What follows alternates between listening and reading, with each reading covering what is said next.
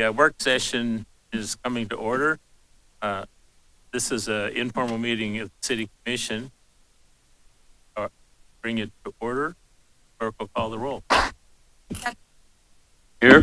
Mr. O'Neill? Here. Ms. Phillips? Here. Mr. Rue? Here. Mr. Copeland? Here. Mr. Manager. I need to make a general announcement, Mr. Mayor, before this gets started. I am not allowed to participate in this particular meeting because I own rental property. I guess that's a crime. And it's against my ethics vows to the City Commission. So I will not be commenting on behalf of the commission. But before this is all over, I will be making comment as a citizen.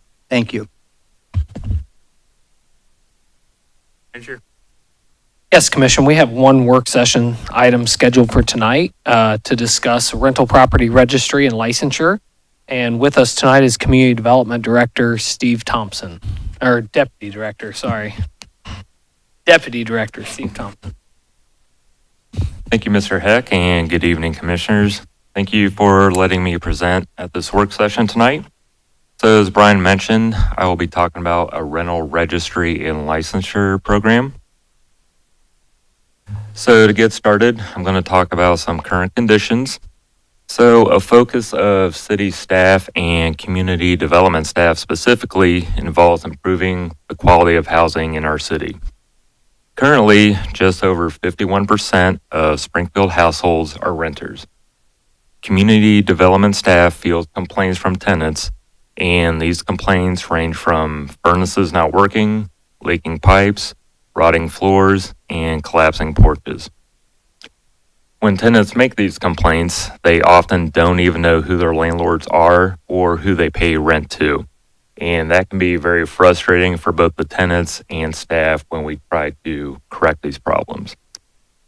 And unfortunately, often these complaints involve issues on both sides, both tenants and landlords. Our current building and property maintenance codes are reactionary in nature, and they don't fully address these issues the way we want them to. So a rental registry and licensing program is a proactive approach that will improve the quality of housing in Springfield. So rental registries are utilized by peer cities here in Ohio, such as Youngstown and Canton. If you recall, the Greater Ohio Policy Center Strategic Market or Housing Market Analysis recommended a rental registry as a step to improve the quality of housing in Springfield. Now, a rental registry isn't meant to be punitive, but it is a basis to hold irresponsible landlords accountable. Unfortunately, we can't single out the not-so-good landlords from the good ones, so the legislation we propose will have to address all rental properties. And we want the legislation we bring forward to have consequences that staff can actually enforce. So up to this point, staff has brought forward developing a rental registry at the March 2022 Commission retreat, if you recall, and we received mostly positive feedback. As a result of that, we were directed to proceed with developing policy. We've met with property owners suggested by city commissioners and staff, and from those meetings, some of the issues identified were the issue of fairness to both tenants and landlords, value, and strong penalties for noncompliance. And so just to give an example of some of the issues we see, this is a rental property. Just from looking at the outside, there's a lot of chipping and peeling paint. This is a rental property that has roof issues that are pretty obvious. This is a unit where the toilet's broken and probably doesn't work correctly. This is a property that has rotted and missing floor panels. This is a furnace that has some major wiring issues. And there's a sink on the left and a water heater on the right. The water heater, the Vent hood isn't properly seated, among other issues. And Jeremy, if I'm correct, these were all occupied property, correct? And so this is just a sample of what we deal with on almost a daily basis. And so the key parts of our legislation, we want to phase this approach. Year one, we're recommending a registration only, and inspections will only be required if we receive a complaint from a tenant. Year two, we will again require registration, but in order to issue a license for a rental, we will perform an exterior and interior inspection. If the property passes this inspection, we will issue a license for it to be rented.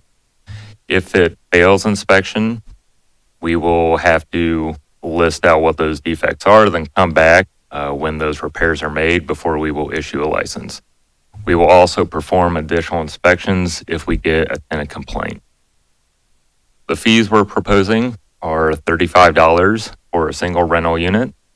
If you own 2 or more units, $25 a piece, and that will max out at $750. If we have to come out and do a reinspection, we're proposing a $40 reinspection fee.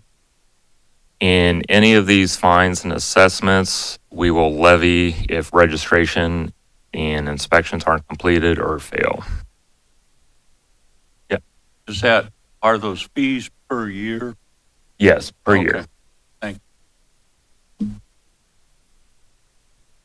And so the next steps, currently we're drafting an ordinance. We're working on this with our legal department. Once that's finished, we plan to take this to internal code review with staff. And we are proposing bringing forward legislation in December 22. And if it's approved, we will begin implementation in January 2023 with an effective date of April 3rd, 2023. That concludes my presentation, and I can answer a question. I was wondering if you could send that presentation to all of us. Yes, I can do that. That'd be great. Thank you. The question isn't just one of finding properties where, as clearly illustrated by some of the pictures you provide, part of the problem that, as I recall, we're dealing with is finding who owns the property, because in some cases, the ownership is buried under 4 or 5, 6 LLCs or various other ways of disguising who actually owns the property. In fact, I was dealing with a member of the community today who wanted to complain about a particular property and the way it looked. It took her all day to work through finding out who actually owned the property. So this is an issue not of just identifying where the problem is, but identifying who's really responsible for the problem. Because we send out, I assume, if that water heater isn't working, we send out notice to the entity that's listed as owning that particular building, only to find out it goes to some post office box and we never get a response.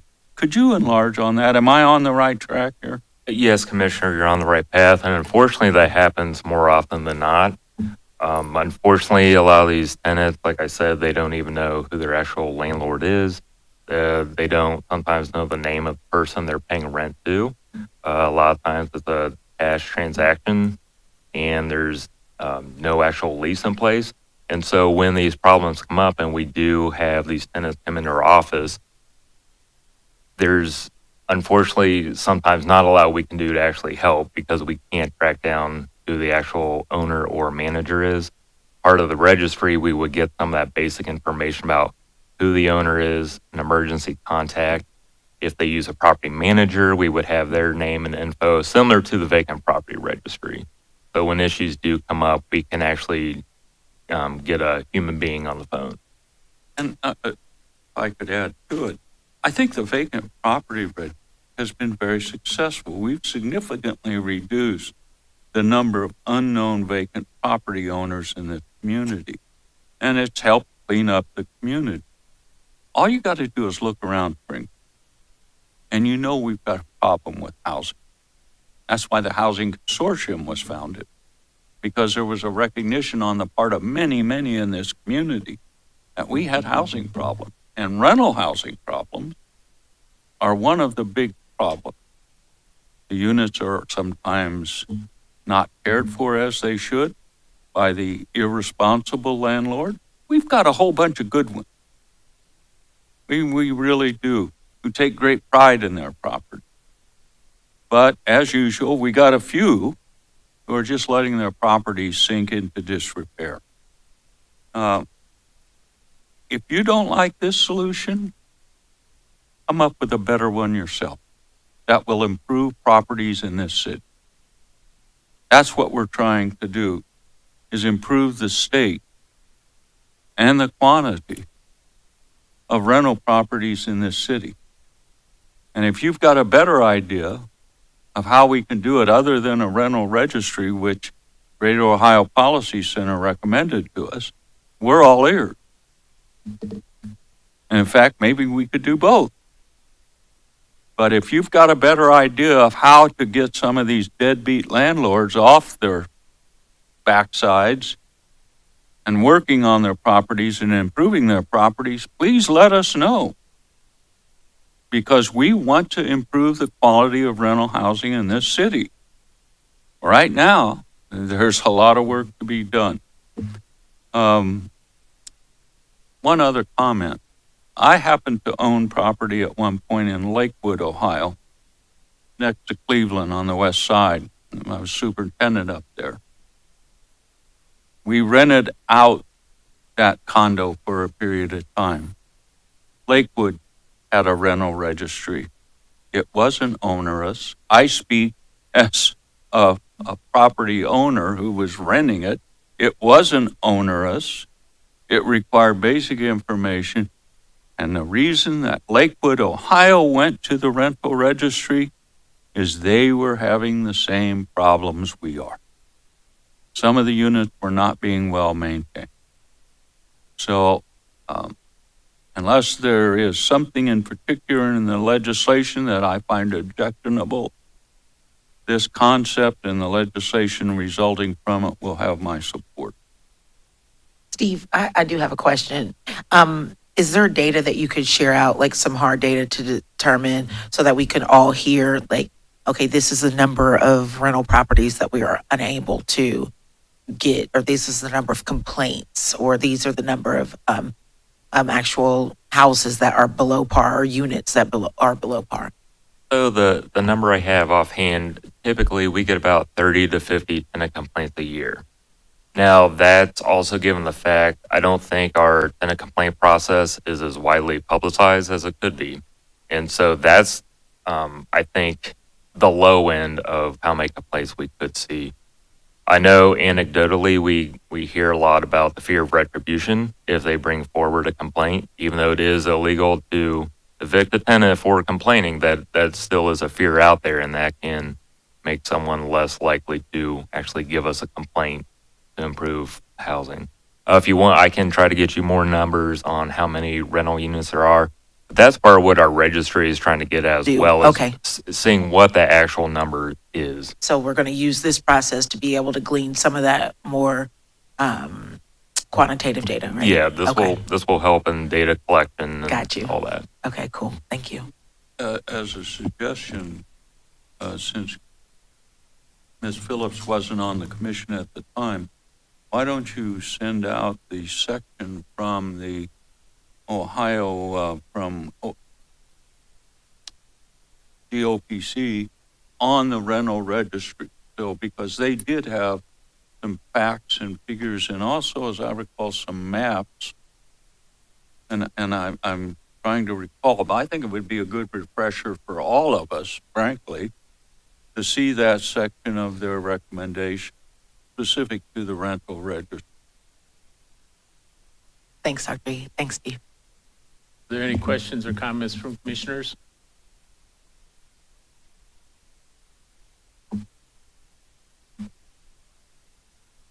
No? Is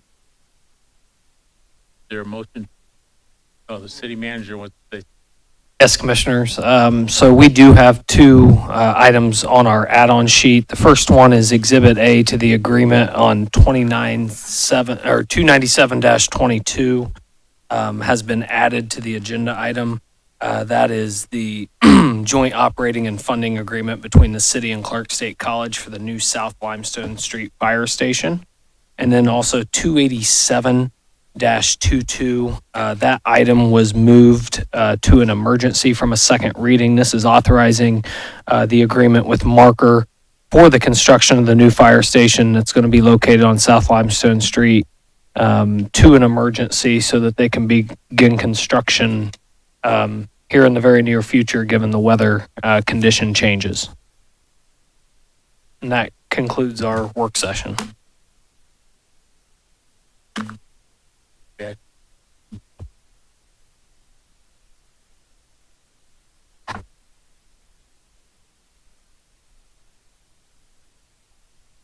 No. This is a presentation to the city commission. Rob Rue is asking the same question. Good question. But this is not open. This is not a hearing. This is an effort for us to get it formed. When anything like this comes up for a first reading, that's when comment, Yes, as there'll be the plenty of mayor's time for teaching me. Or during the public comment period at the end of the meeting. Yeah. Yeah, at the end of the meeting, you can comment on what we're talking. Is there anything else in this? Okay. Is there a motion to adjourn the work session? So moved. Is there a second? Second. Sorry, I was quieter than I usually talk. Clerk will call the roll. Mr. O'Neill, Yes. Ms. Phillips, Yes. Mr. Rue, Yes. Dr. Estrand, Yes. Mr. Copeland. Yes. Commissioners, we do have about 13 minutes before the formal meeting will begin. And So we can't start the formal meeting until the time assigned. So we've got 15 minutes to talk about anything, talk among yourself about anything you want.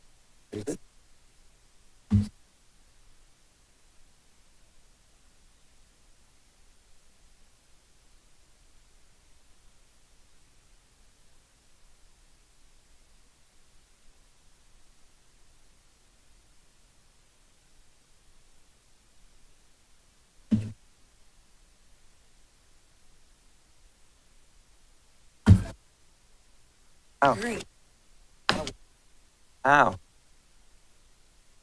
You don't get any weird calls or nothing, huh?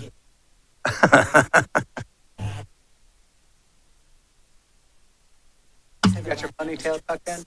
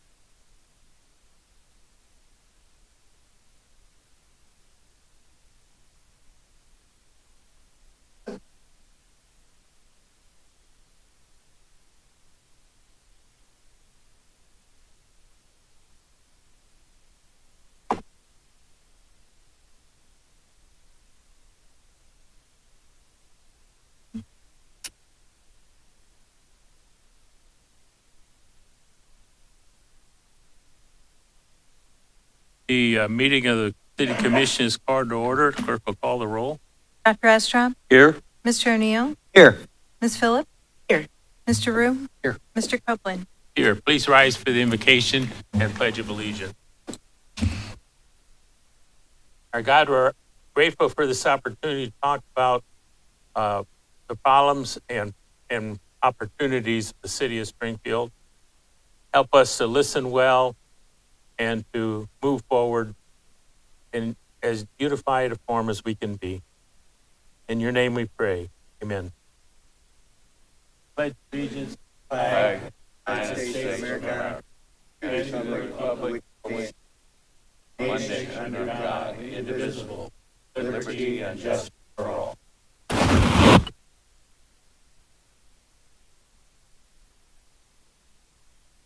Staff told me to read this later, but I'm going to read it now. If you were anybody who was here or saw our meeting, our last meeting, we had a lot of interplay back and forth and back and forth. So that actually is not the way. You need to know that most city commissions don't even allow citizens to come and talk, period. So we're really pretty generous. But staff has provided this statement. Audience members may have up to 3 minutes to address the city commission on an agenda item. State your name and address for the record. You may also have 3 minutes to address commissioners during the public comment period at the end of the agenda. So we'll go through the agenda step by step. And then when that's over, we have an opportunity for people in the audience to make comments. And in both cases, we're going to exercise a 3-minute limit. It's actually been the limit all along, but I've been more generous than I probably should have been. Okay? All right. Clerk will do first readings. Actually, Approval can we of the approve the minute? Okay. Did you move? So moved. I move approval of the minutes. I'll second There you Kevin. go. Kevin I'm allowed to seconded. do that. Clerk will call the roll. Mr. Rue? Yes. Ms. Phillips? Yes. Dr. Estrop? Yes. Mr. O'Neill? Yes. Mr. Copeland? Yes. Okay, now we'll do first reading. Authorizing the city manager to enter into a pre-construction services agreement with Marker Incorporated for the preliminary and pre-construction services for the construction of 3 new fire stations for an amount not to exceed $65,190. Authorizing the city manager to enter into a joint operating and funding agreement between the city and Clark State College for the new South Limestone Street Fire Station, implementing sections 3735.65 through 3735.70 of the Ohio Revised Code, establishing the East Springfield Community Reinvestment Area in the city of Springfield, Ohio, and designating a housing officer to administer the program. Authorizing the city manager to enter into an amendment number 1 to the project agreement with Wolford Incorporated for consulting services at the Springfield-Beckley Municipal Airport to extend the period of performance to December 10, 2023. Accepting the dedication of public utilities and improvements for the Bridgewater subdivision, Phase 1. Authorizing the city manager to enter into a development incentive agreement, single-family residential development with Caitlin Dickerson and Ty Dickerson to provide water sewer services to real property outside the city limit. Are there any questions or comments from commissioners on first readings? On the redevelopment area in the east end, I just wanted to clarify what the boundaries were for that, Brian? Yeah, I'll actually ask Bobby Bruno if he'd like to come up and Cool. speak to this item. So the area will be the former Showboat site, the former Melody Drive-In, and the area where Next Edge is currently. What was the last one? Next Edge Research Park. Okay, so it won't be the entire east end of Springfield. That's just the development area that is going to be currently redeveloped. Yes, sir. Follow up on Yeah. Commissioner O'Neill's question. We have a current CRA that extends how far to the east side? What is the boundary difference between the current CRA and the new east side CRA?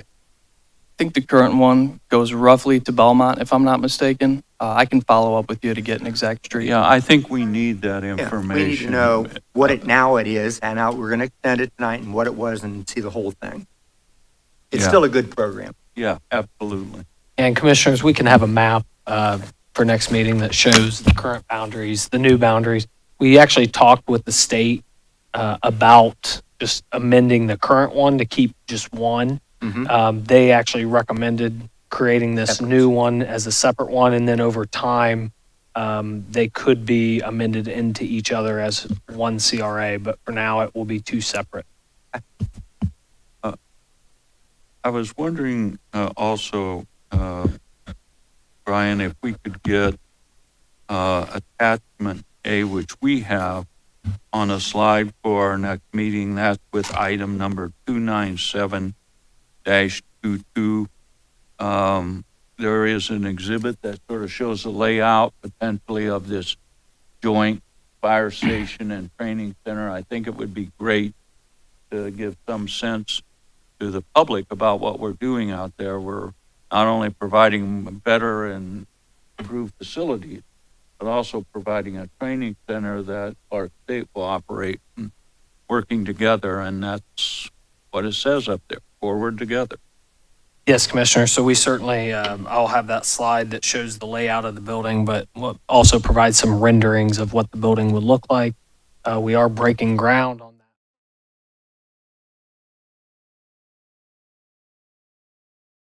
that. Start seeing some construction activities. Super, great, thank you. Anything else from commissioners? Okay, the audience can respond to first readings if you, we're not going to vote on them tonight, but you can comment if you want to. Anybody want to comment on any of the first readings? My name is Mike Lowe, and my address is on file with clerk. I just want to know on 25119, how much money is involved in that? 25119. I'll ask Tom Franzen. He manages the airport, and he can address that item. Well, this is, I think, in reference to the marker contract for the construction of the NOMC facility. Tom, I think that it's right? actually the Wolpert Oh, agreement. this is the Wolpert contract.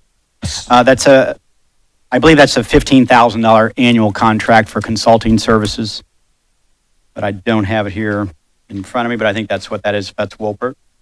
Oh, it is Wolpert. I'm sorry. I see it here. That's just an annual consulting contract with Wolpert. Else? Anyone else on a first reading? Clerk will proceed with second readings. Amending the zoning map of Springfield, Ohio by rezoning 2.5 Side Avenue, Springfield, Ohio from RS5 Low Density Single Family Residential District to RS8 OPDH Medium Density Single Family Residence District Planned Development Housing Overlay District. So moved. Second.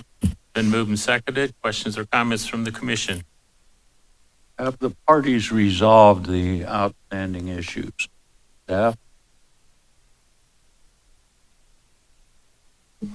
Yes, the developer and the community residents nearby had a meeting and they resolved their issues and have come to an agreement with the proposed plan showing landscape area in the parking lot within the development.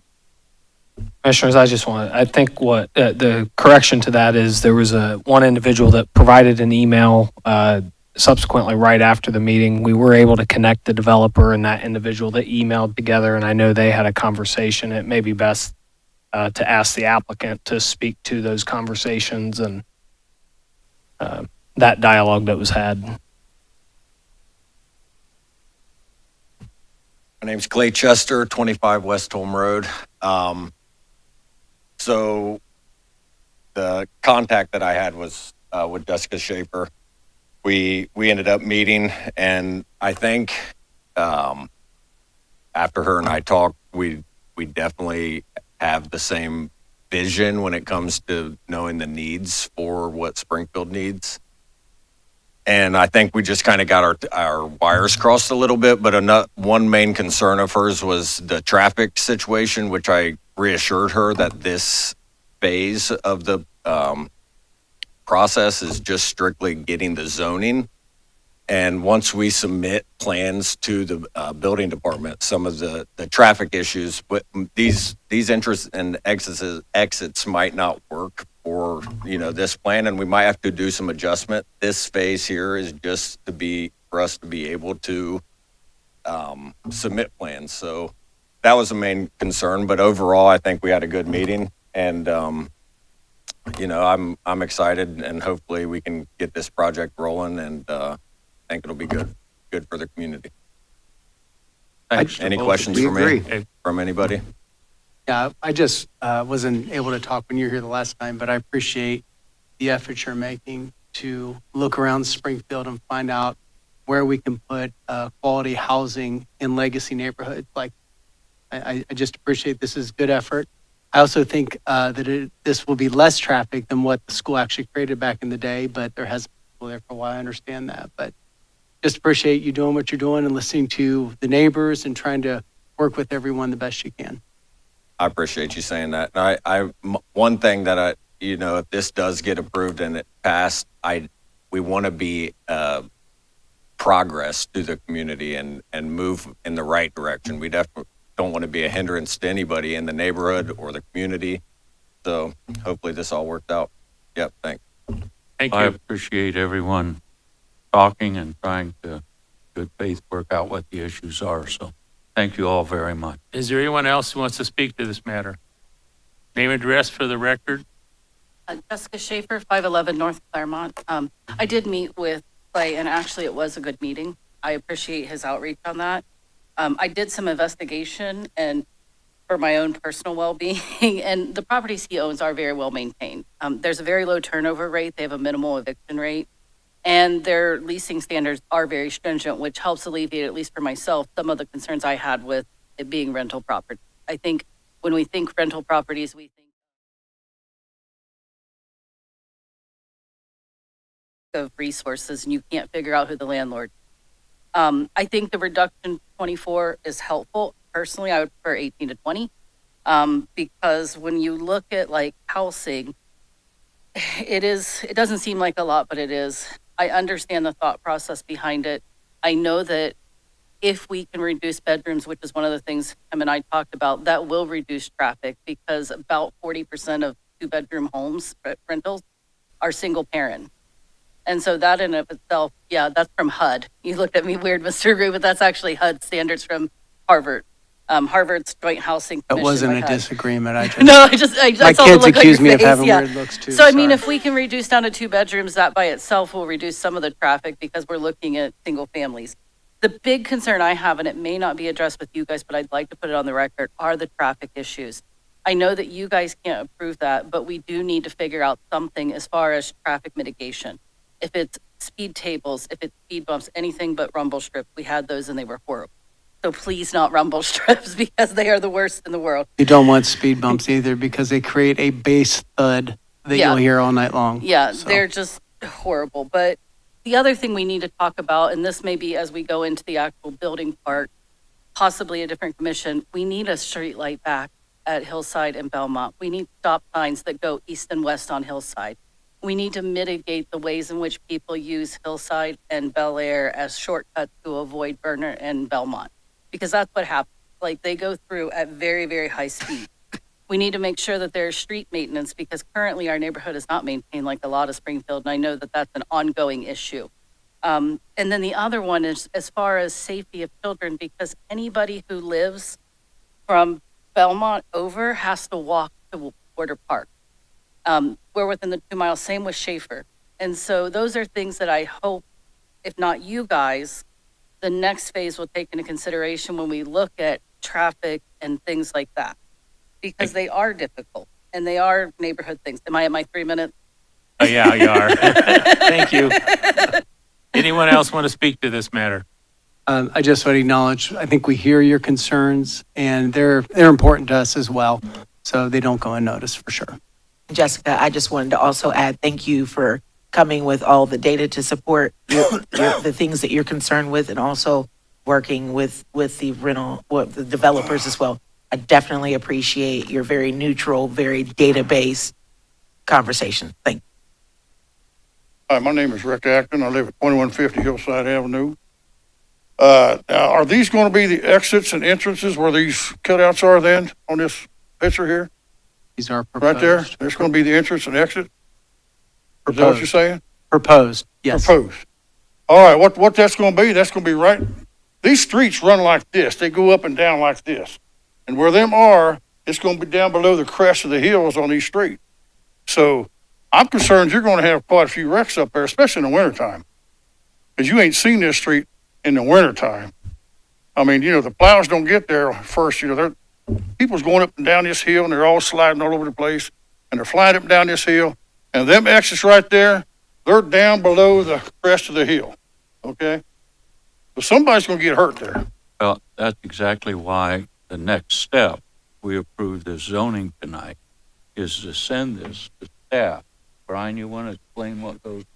Yeah, so through the building permit process, one of the submittals will go to our service department, which includes engineering, and that is one of the things that they look at is the ingress and egress to a development like this. So engineering will look at that. They'll look at the curb cut to make sure that it doesn't create any additional hazards or issues. So that will be done through the building permit process. This is just I've seen them streets so bad, people be stuck going up them hills.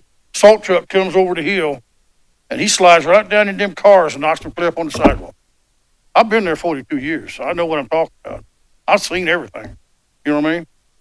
Thank you. So I would be concerned about the entrance and exits right here. We got it. Okay? And I live in that neighborhood and I drive it a lot. Uh-huh. And I also have a morning day job at Springfield City Schools. And so my buildings that I serve are Schaefer as well as Lagonda. So I am one of those people and I live on Dorothy Lane, that I cut down that way so I can avoid Burnett and all the things. So, and today I specifically went out just to look. So I do agree with some of the things you're saying, but I want to stay, And focused that they've we'll got go that over this 30-foot again. cement concrete wall across the back. I saw of it the property. today. And the alley's up on top of that The wall. alley behind it and the And the then way where you he's drive through the coming out, alley to get down. There's another wall Yeah. comes down Claremont. Yeah. And you got to get down to the end of that wall to come out. I saw it all today, but I'm glad we have that piece that this is just the first proposal. Okay. So we definitely hear you. I heard y'all last time. I wanted to be very specific on how I drove through today to go explore other areas that I don't typically drive down. And I see exactly what you're talking about that wall, Right. that hill that goes down with the houses that sit up there.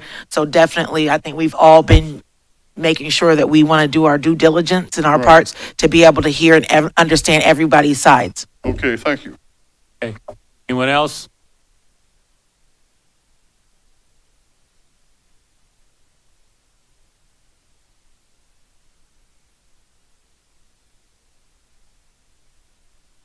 Mike Fenners. I live at 502 Bel Air. My house would be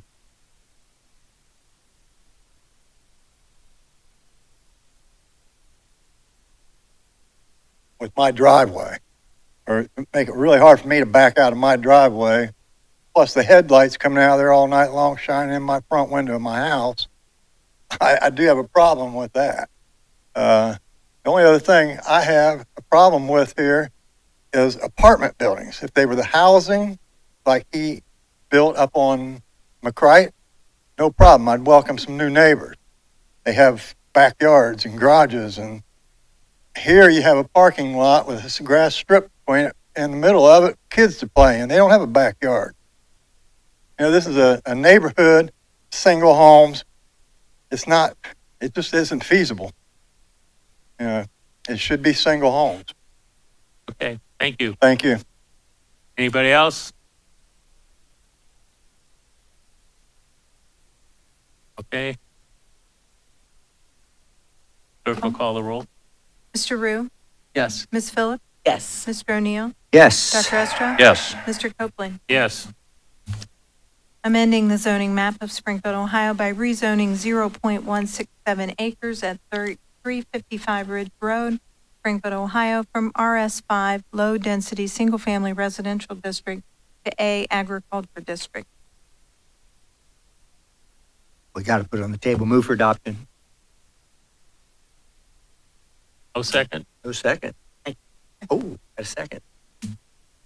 Been moved and seconded. Questions or comments from the commission?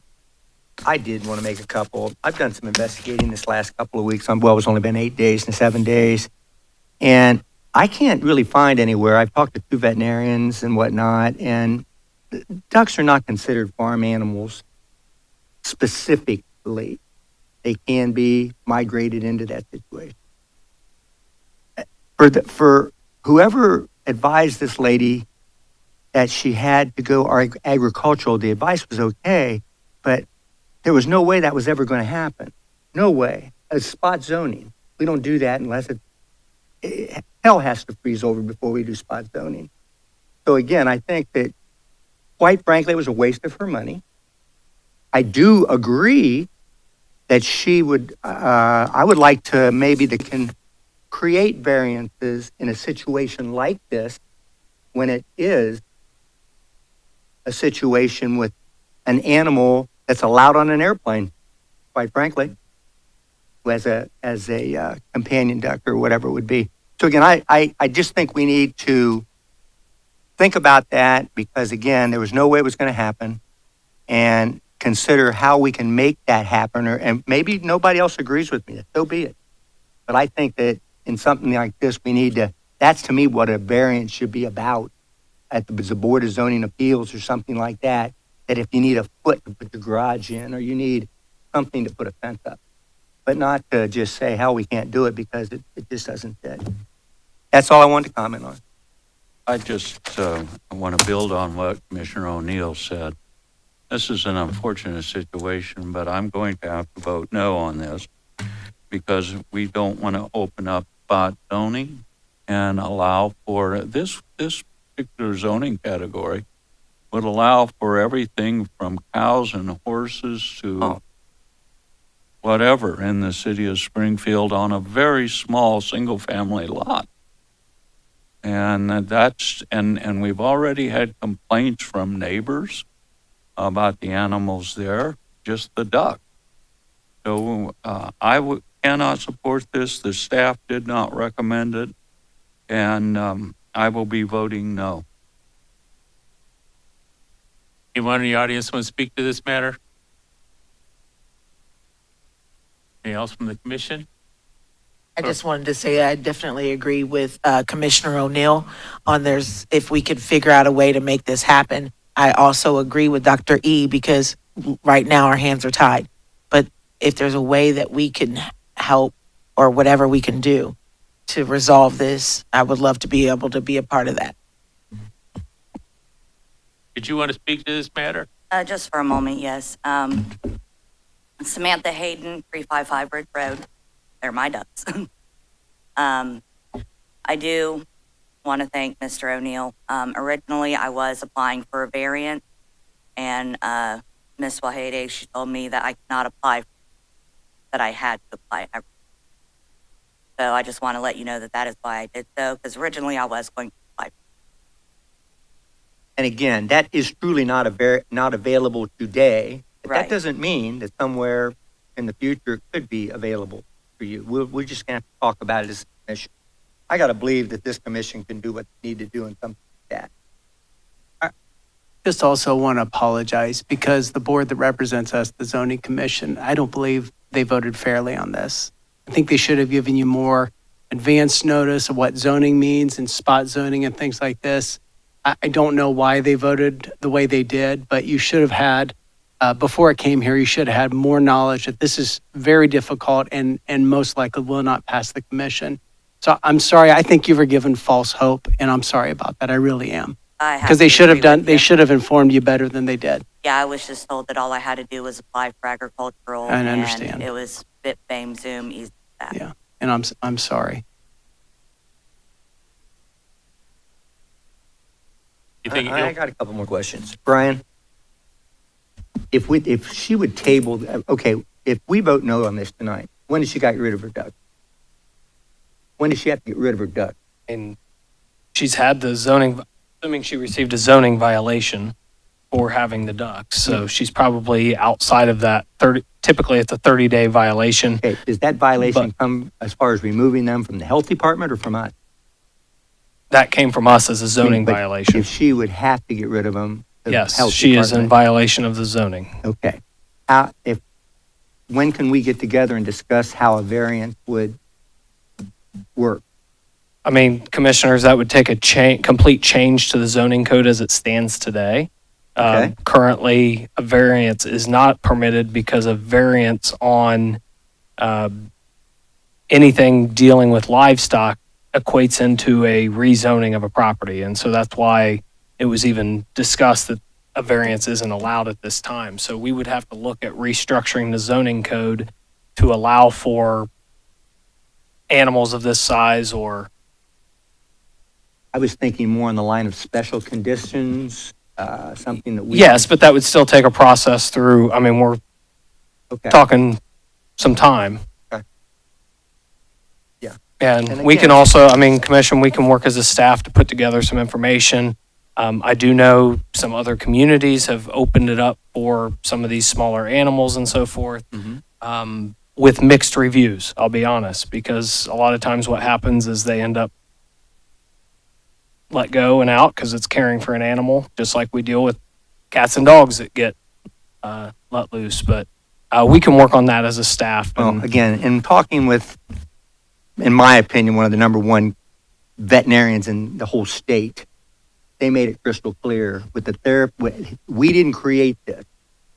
The situation is the country created it when they said what constitutes service and therapy.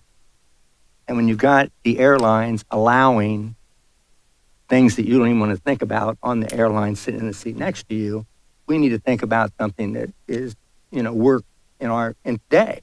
That's the only thing I'm saying. It's just not. no, there's right. there's certainly a difference. There's service animals, and then there's what's called or referred to as emotional support animals. But I know, but when you have a Livestock. therapy for some people is a service. No, I understand And that. That's why I'm vice just saying versa. that's the There's two no- categories are service and emotional support I animal. think with Kevin, if I could maybe try to clarify, is just the fact that because she has a duck and that it's considered livestock. So I think the definition of livestock, could be discussed at what weight would actually constitute this. So because if it's a livestock and it's a duck, that's different than I want a cow as an emotional support animal. So if we could look at something like that, right? Ducks in its very existence are considered wild animals. I know. They fly in and fly out. I know, but still, for the purpose of what we're doing here, That's it's it. considered I agree. agriculture. Well, But I we'll work would on it. love to. You and I'll work on it. I'm with it. We'll go twist Brian's arm. We'll get it done. Hopefully they'll work with you to figure it out too, okay? Right. I'd be more than happy. Thank you. So we want to vote on this now? Yes. Okay. Mr. Anyone- Rue? I'm No. sorry. Ms. Phillips? Oh. Dr. Estrop? No. Mr. O'Neill? Abstain.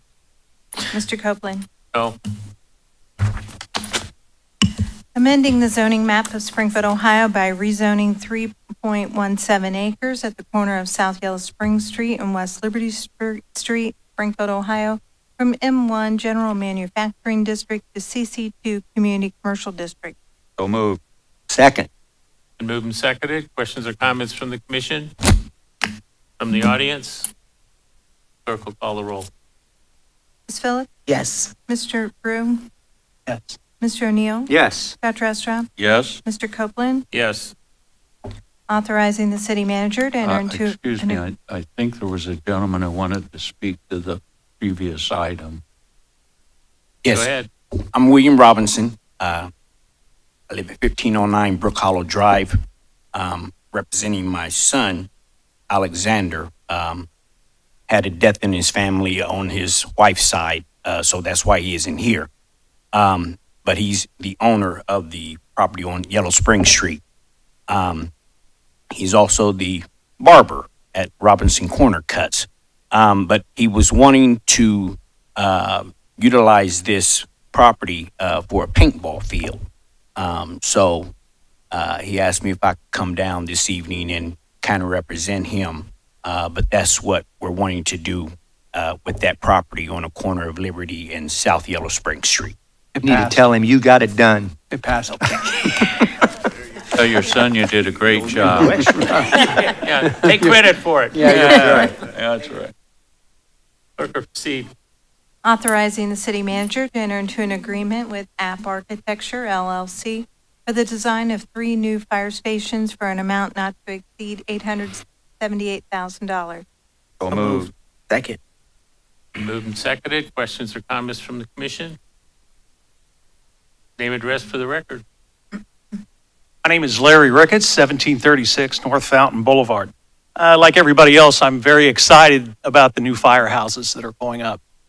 One thing I'd like the commission to give serious thought to, if you haven't already, is putting solar on top of these new firehouses. We have solar on our house. Our electric bill this last year, from January through October of this year, has been $71. That's total for the year. So solar is a very effective way for the city to actually install something on these firehouses where eventually they will actually be making some money off of, and they will pay for themselves. It takes a little bit of time, but we have a unique opportunity here, and it needs to be done in the design phase while the architect is designing the building. Waiting until sometime down the line, there are many more problems with what to get around on the roofs and everything else. And so I'm just curious if the city has contemplated this and if it is going to be part of the design. We definitely look at that in all of our projects. We look at energy efficiency and green technologies where they make sense.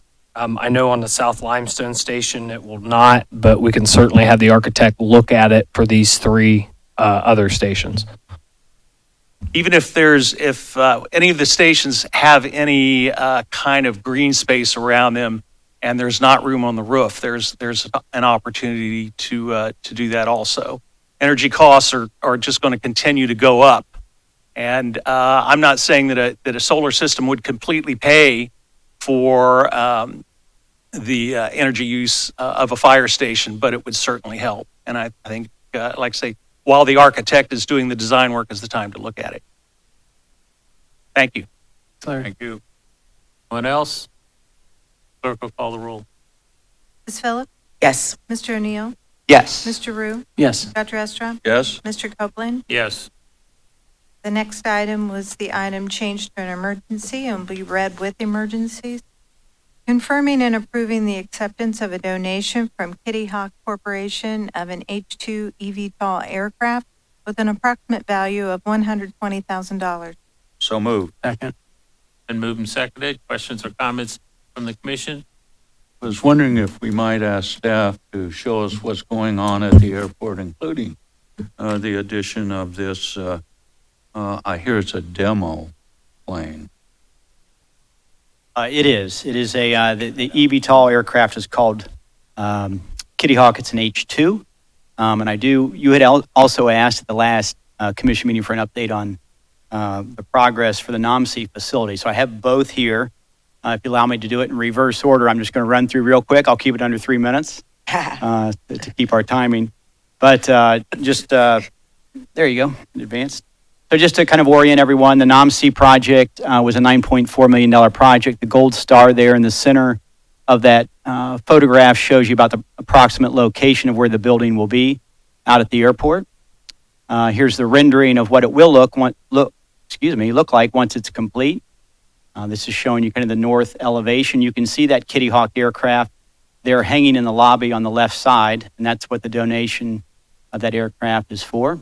Here's the south side facing the ramp, which is the hangar door that you can see there. And then so the project kicked off officially with the groundbreaking August 23rd. You can see the photo there of all of us out there. Beautiful day in celebration for that. And then here very quickly, September 28th, so about a month later, you can see that Marker Construction is off and running with some of the site preparation and groundwork.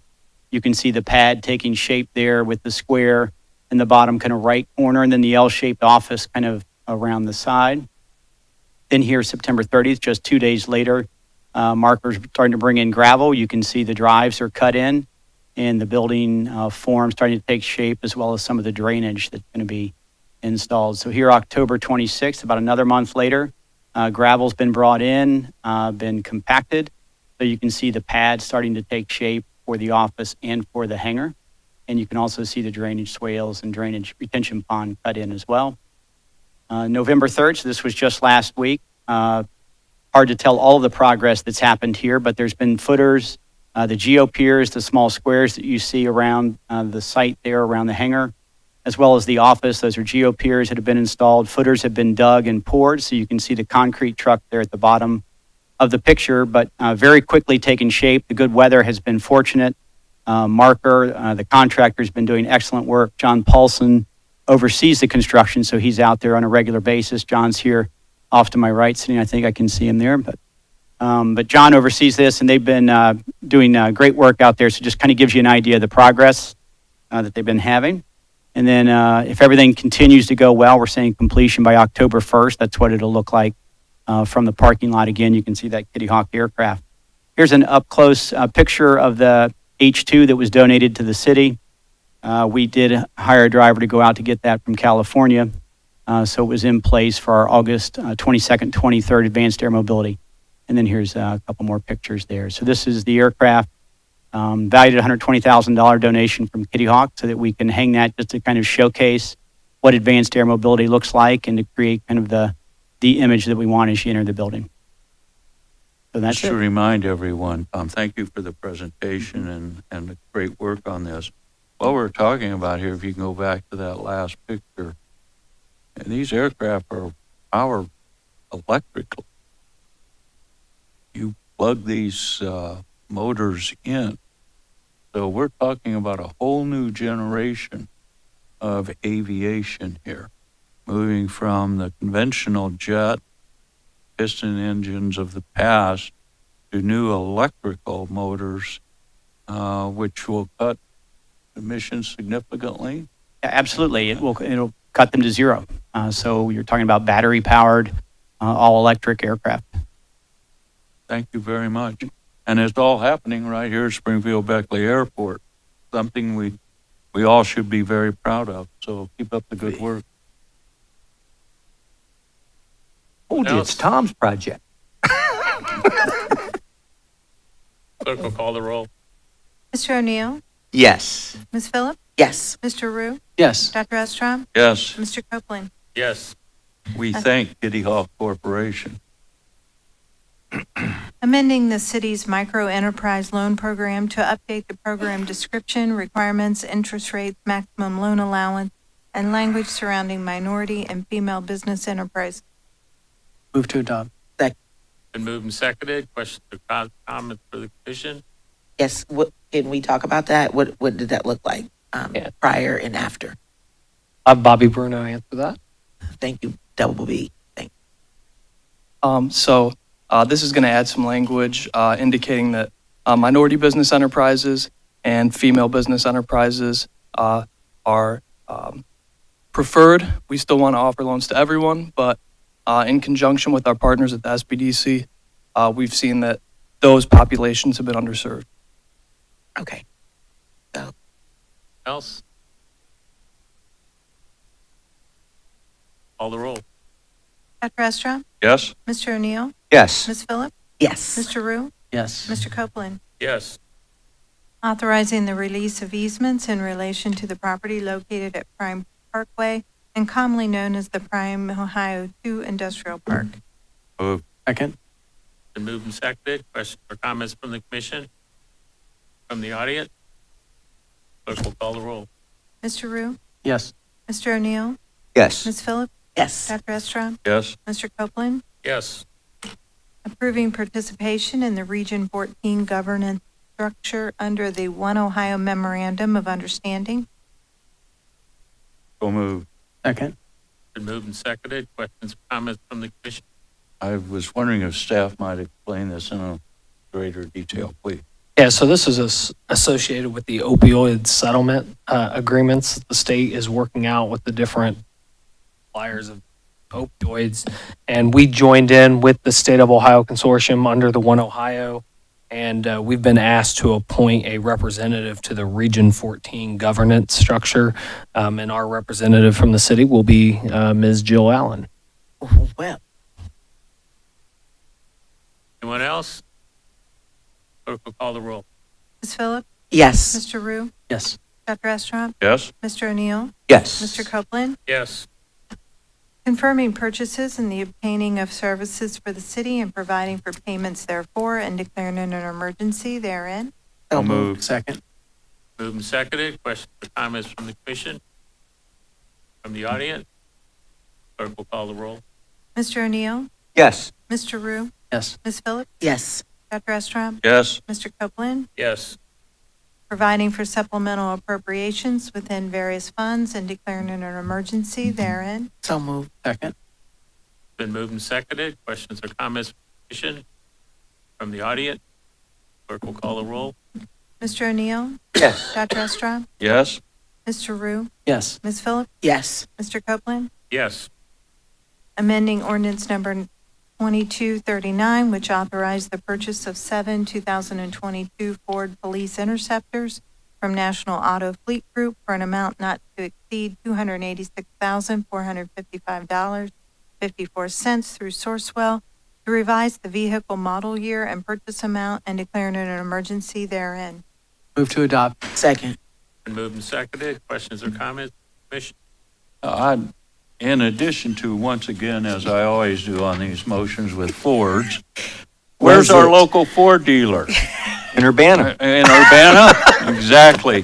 But why are we having now to reauthorize this? This was authorized some time ago, the purchase of these vehicles. What's going on? Commissioner, that is correct. You did authorize the purchase of 7 vehicles, police vehicles. The unfortunate issue is that we can't get them right now, the 22s. So we are amending this so we would be able to go out and try to purchase 23 models at when they become available. Will the cost remain the same or go up? No, it has increased Everything. like everything else. That's Especially just cars. incredible. Anyone else? Clerk will call the roll. Dr. Estrop? Yes. Mr. O'Neill? Yes. Ms. Phillips? Yes. Mr. Rue? Yes. Mr. Copeland? Yes.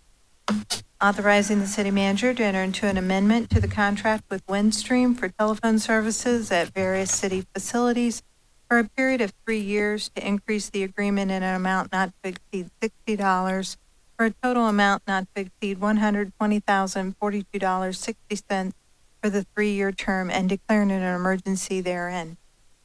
So moved. Second. Been moved and seconded. Questions or comments from the commission? From the audience? Clerk will call the roll. Ms. Phillips? Yes. Mr. O'Neill? Yes. Dr. Estrop? Yes. Mr. Rue? Yes. Mr. Copeland? Yes.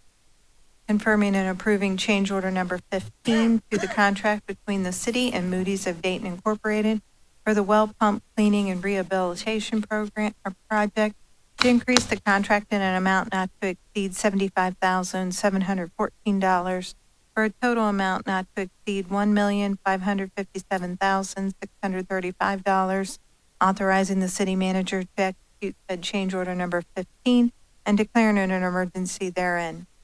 So moved. Second. Been moved and seconded. Questions or comments from the commission? Mr. Moore, is this our water system or is this the pumps for the wastewater? Help my memory here, please. This is on the water system. On the water system. These are the pumps used to get the water out of that aquifer and to our processing plant. That is correct. Okay, thank you. Anyone else? Clerk will call the roll. Mr. Rue? Yes. Mr. O'Neill? Yes. Ms. Phillips? Yes. Dr. Estrop? Yes. Mr. Copeland? Yes. Confirming and approving the acceptance of a donation in the amount of $2,500 from Mark Robertson for the purchase of trees to be planted in the city right-of-way or on city-owned property and declaring an emergency therein. So moved. Second. Been moved and seconded. Questions or comments from the commission? I think this is a wonderful gift. How can we turn it down? Our Anyone thanks, else? our thanks to Mark Roberts. Yes. Clerk will call the roll. Mr. O'Neill? Yes. Dr. Estra? Yes. Mr. Rue? Yes. Ms. Phillips? Yes. Mr. Copeland? Yes. Authorizing the city manager to enter into a contractual agreement by and between the city and the Board of Health of the Clark County Combined Health District to accept a grant providing funding up to an amount of $50,000 for a pretrial diversion program for the period of October 1, 2022 through August 31, 2023. Authorizing the city manager, finance director, and court administrator of the municipal court to do all things necessary to implement said contractual agreement and to comply with all relevant local, state, and federal legal requirements, confirming and approving related expenditures and services provided from October 1, 2022, and declaring an emergency therein. So moved. Second. Been moved and seconded. Questions or comments from the commission? From the audience? Clerk will call the roll. Dr. Estra? Yes. Mr. O'Neill? Yes. Ms. Phillips? Yes. Mr. Rue? Yes. Mr. Copeland? Yes. Authorizing the city manager to enter into an agreement with Marker Incorporated, doing business as Marker Construction, for the construction of a new fire station to be located on South Limestone Street for an amount not to exceed $487,732 and declaring it an emergency therein. So moved. Second. Been moved and seconded. Questions or comments from the commission? From the audience? Clerk will call the roll. Ms. Phillips? Yes. Mr. O'Neill? Yes. Mr. Rue? Yes. Dr. Estrop? Yes. Mr. Copeland? Yes. Authorizing the fiscal officer to create a super blanket purchase order as authorized in resolution number 6152 and declaring it an emergency therein. So moved. Second. Moved and seconded. Questions or comments from the commission? I was wondering if Mark might outline just very quickly what a super blanket purchase order is. A super blanket is a creature of Ohio Revised Code. It allows us to go beyond the normal $25,000 blanket that we typically cap our blanket purchase orders at. And this helps us deal with inflation as well as uncertainty that we're having in the amount of sales that we have, which actually is a good thing at the point. But it's not just for blank. Thank you very much. Anyone else? Clerk will call the roll. Mr. O'Neill? Yes. Ms. Phillips? Yes. Mr. Rue? Yes. Dr. Estrop? Yes. Mr. Copeland? Yes. That's the end of the agenda item. That concludes our agenda. I got to ask a question. It's going to bother me the rest of the night. 02018, Mark. This $60 increase in contract, is that $60 a month, a year? Is that just $60? No, it's $60 a month. There you go. Now I feel much better. What else? Yeah. We've got something, this Wednesday, we'll get to have a groundbreaking, I believe, for the South Limestone Fire Station. And I will not be there. I have a family obligation, need to care for my parents that day. So I'd like you to make sure that the department knows how excited I am for this project.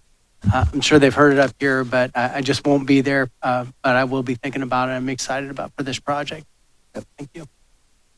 If I could, like to remind everyone that at our next commission meeting, actually it's the work session prior to the commission meeting, starting at 6:15, we will be talking live through Zoom technology to the United States EPA in Chicago. That's the Region 5 office. And what we're going to be talking with them about is the Tremont City barrel fill and what is going to happen now that the federal court consent decree has been signed by the judge.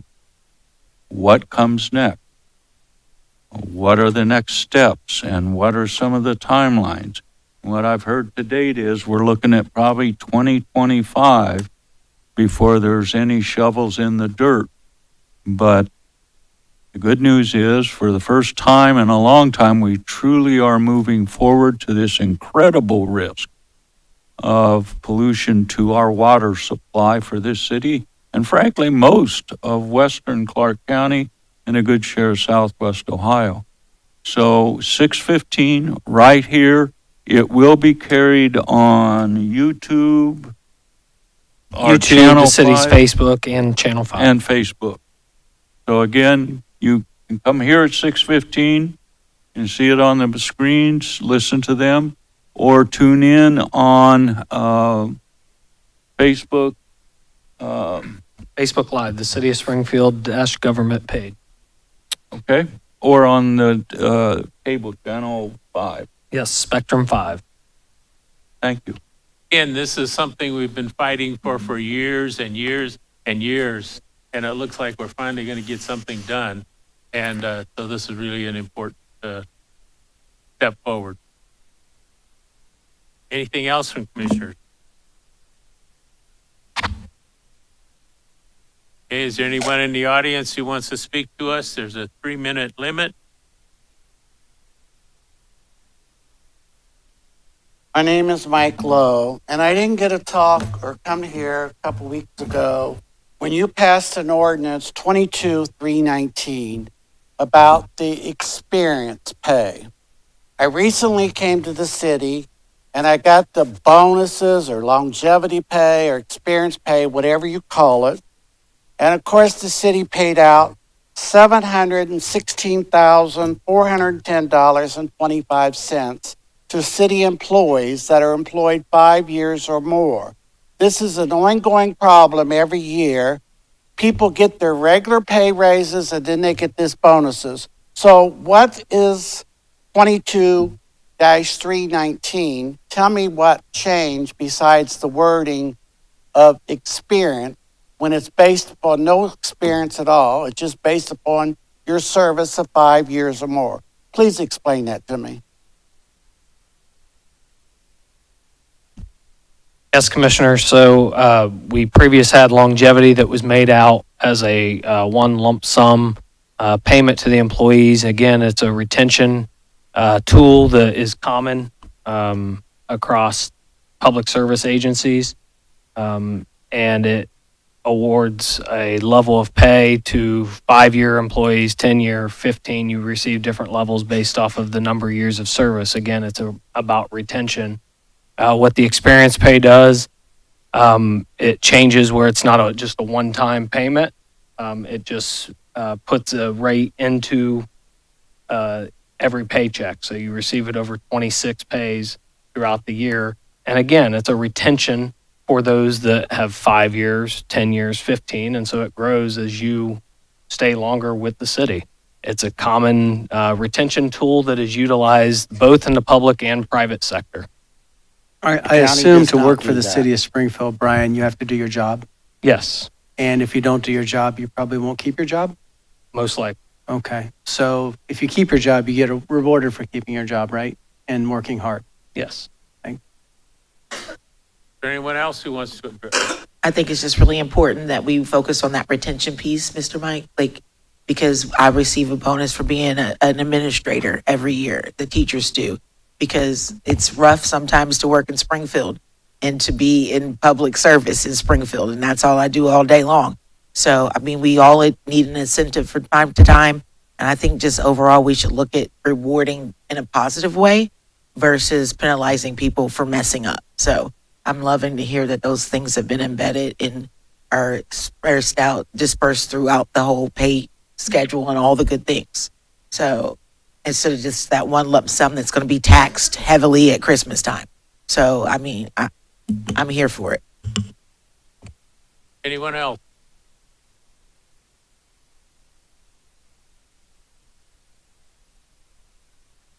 William Robinson, Brook Hollow Drive. I was going down West Main Street today, and like I say, I don't know if the city can do anything. I'm not sure, but across the street from that soup kitchen, it is, I mean, I can't really describe what I saw today, But is there anything? I mean, my heart goes out to these people because the weather is getting ready to change. It's going to be cold out there, but you have these tents, overflowing dumpster. I have no idea what the city, if you can do anything, but that is certainly an eyesore to the city of Springfield. And I'm just wondering is there anything that the city is planning on doing, or if you can help in any way? I don't know. You know. So commissioners and Mr. Robinson, yeah, we're working with a team of organizations throughout the community and are working to establish what's called an encampment outreach team to try to work with the individuals within these encampments. That's not the only one throughout the community or the county as a whole. And actually, if you look across the country, this is something that has been built up as an unforeseen really consequence of COVID is the number of displaced individuals in communities and their inability to get access to permanent supportive housing solutions. And so we are working with a group that includes mental health services, the behavioral health services, the city, nonprofits, the county, to try to help these individuals and connect them with resources to try to get them in more permanent supportive solutions for housing itself. In some cases, they don't want to be where they'll be required to follow rules that they don't like. So it's more complicated than it may look. Anyone else? Is there a motion to adjourn? So moved. Second. Been moved and seconded. Clerk will call the roll. Mr. Rue? Yes. Ms. Phillips? Yes. Mr. O'Neill? Yes. Dr. Estrop? Yes.